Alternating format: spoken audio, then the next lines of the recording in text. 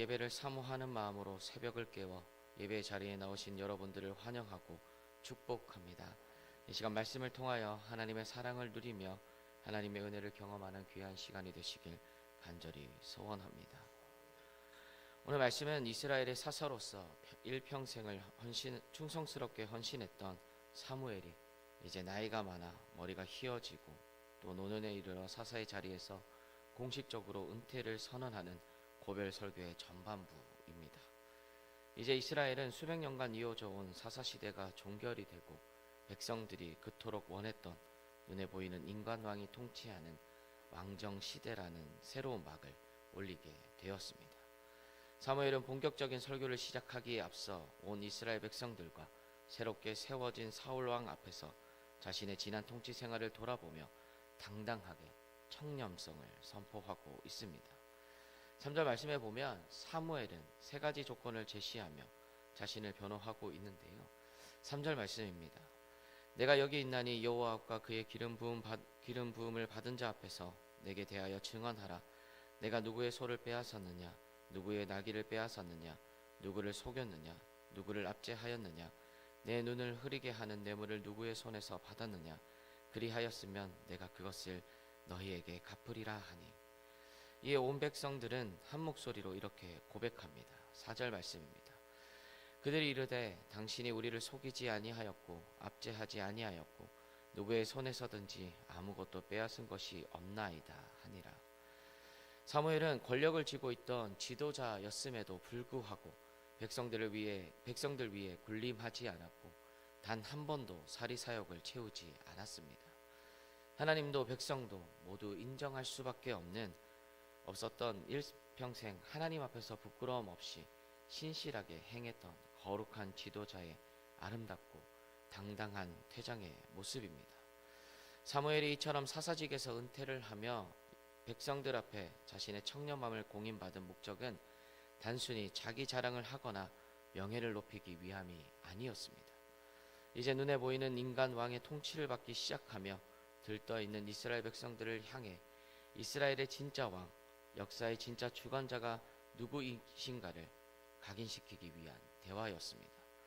사무엘은 가만히 서서 하나님의 일하심을 보라고 선언한 뒤 출애굽 시절부터 가나안 정착 그리고 사사 시대까지의 이스라엘 역사를 요약하며 회고하기 시작합니다. 야곱의 가문이 애굽에 들어가 바로의 독한 압제 속에서 괴로워하며 울부짖을 때 그들의 간구를 들으시고 모세와 아론을 세우셔서 애굽에서 건져내시고 젖과 꿀이 흐르는 가나안 땅에 정착하게 하신 분은 하나님이셨습니다. 하지만 조상들은 평안을 얻고 삶이 안락해지자 자신들을 구원하신 하나님을 순식간에 잊어버렸습니다. 하나님의 은혜를 망각한 불순종의 대가는 참혹했습니다.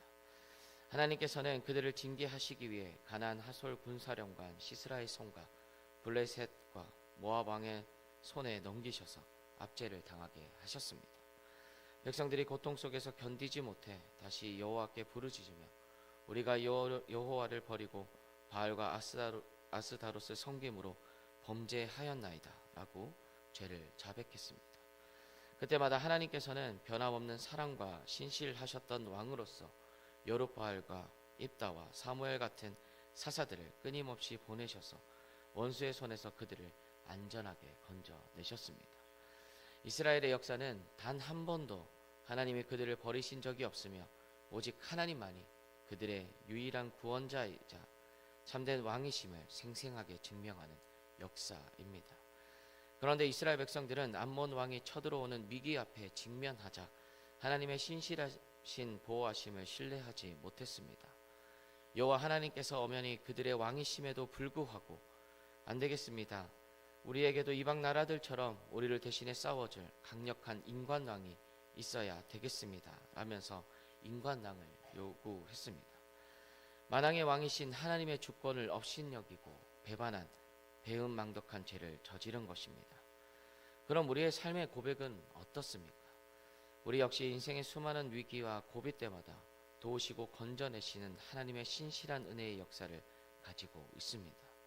그럼에도 불구하고 당장 눈앞에 물질의 위기, 건강의 시련, 사람의 위협이 찾아오면 마치 내 삶의 왕이 계시지 않는 것처럼 두려워 떨며 세상의 물질이나 권력, 눈에 보이는 인간적인 배경을 왕처럼 의지하려고 달려가지는 않습니까? 하나님보다 세상의 조건을 더 신뢰하는 것은 왕이신 하나님을 모욕하는 불충의 죄악입니다. 현실의 안락함과 눈앞의 위기 앞에서 은혜를 망각하지 말고 오직 하나님만이 내 삶의 유일한 구원자이시며 진정한 참 왕이심을 정직하게 고백하며 영적 관계를 바르게 정립할 수 있기를 간절히 소원합니다. 하나님은 이스라엘 백성들의 왕정 요구가 불신앙에서 비롯된 잘못된 제약이었음에도 불구하고 그들의 의견을 허용하시며 자비하심으로 사울을 왕으로 세워주셨습니다. 인간의 연약감까지도 안으시며 새로운 왕정 시대 속에서도 하나님을 잘 섬길 수 있도록 또 한 번의 기회를 주신 것입니다. 그러나 이스라엘의 왕정 제도는 세상의 다른 나라들의 군주제와는 근본적인 구조가 완전히 달랐는데요.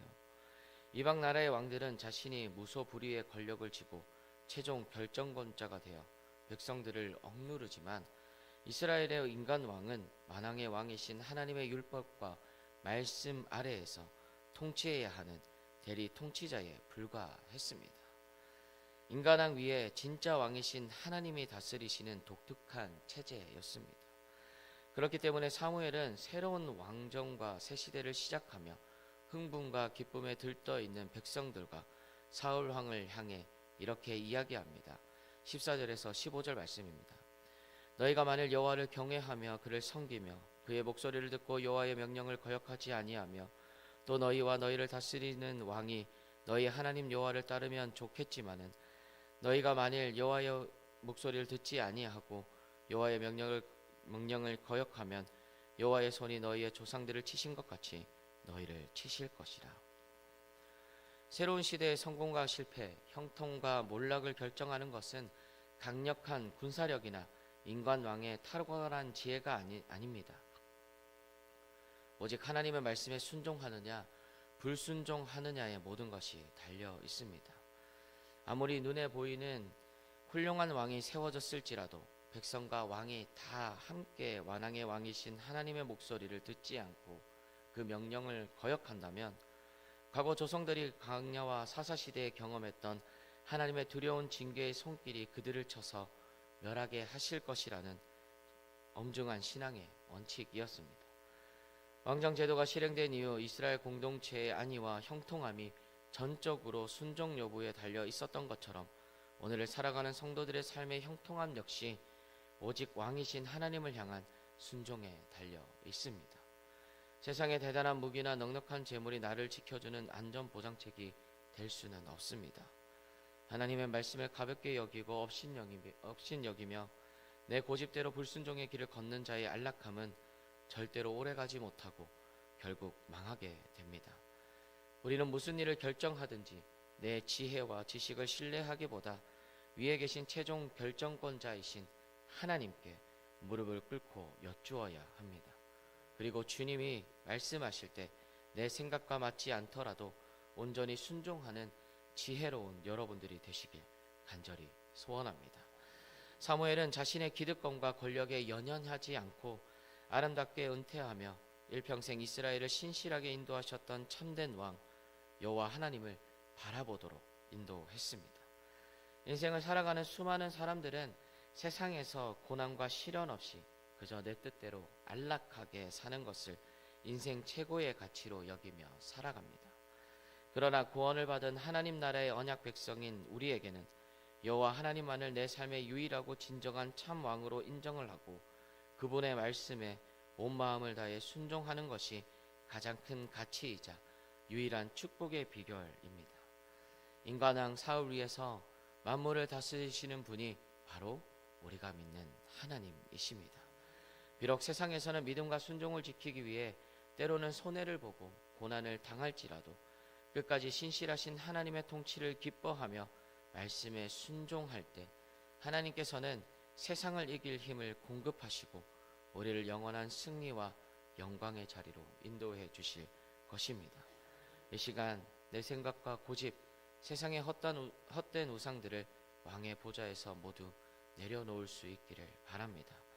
그리고 오직 주님만이 내 삶의 왕이십니다라고 고백하며 왕의 말씀에 절대 순종하기로 결단함으로 오늘 하루의 삶 가운데 주님이 부어주시는 하늘의 평강과 형통함의 복을 누리시는 여러분들이 되시길 간절히 소원합니다. 기도하시겠습니다. 현실의 안락함 때문에 은혜를 망각하고 문제가 찾아올 때마다 하나님보다 세상의 물질과 배경을 왕처럼 의지했던 우리의 모습을 용서하여 주시옵소서. 새로운 시대를 살아가는 우리에게 가장 중요한 성공의 조건은 오직 말씀에 대한 순종임을 기억하게 하시고 내 고집과 지혜를 앞세우지 않고 최종 결정권자이신 주님께 기도로 먼저 여쭈며 온 마음을 다하여 즉각 순종하는 지혜로운 자녀들이 다 되게 하여 주시옵소서. 이 시간 주님께 받은 은혜에 감사하며 믿음의 고백을 담아 정성껏 준비한 예물을 올려드립니다. 이 예물이 주님의 선한 사역에 기이하게 쓰이게 하시고 예물을 드린 손길들을 주님께서 기억하여 주셔서 삶의 모든 순간마다 주님의 세밀한 돌보심을 경험하게 하여 주시옵소서. 우리 교회 모든 성도님들이 하루하루를 살아가는 모든 순간 속에 하나님의 사랑과 은혜가 넘치게 하시고 어떤 상황에서도 늘 감사하며 살아가는 복된 인생들이 되게 하여 주시옵소서. 또한 육신의 질병으로 고통받는 환우들에게 친히 찾아가 주셔서 병마와 싸우느라 지친 마음을 위로하여 주시고 또 주님의 피 묻은 손으로 아픈 부위를 어루만지사 그 모든 아픔들이 속히 회복되고 치유되는 기적을 베풀어 주시옵소서. 오늘 하루도 은혜와 사랑을 누리는 기쁨의 날이 될 줄 믿으며 예수님 이름으로 기도드립니다. 아멘.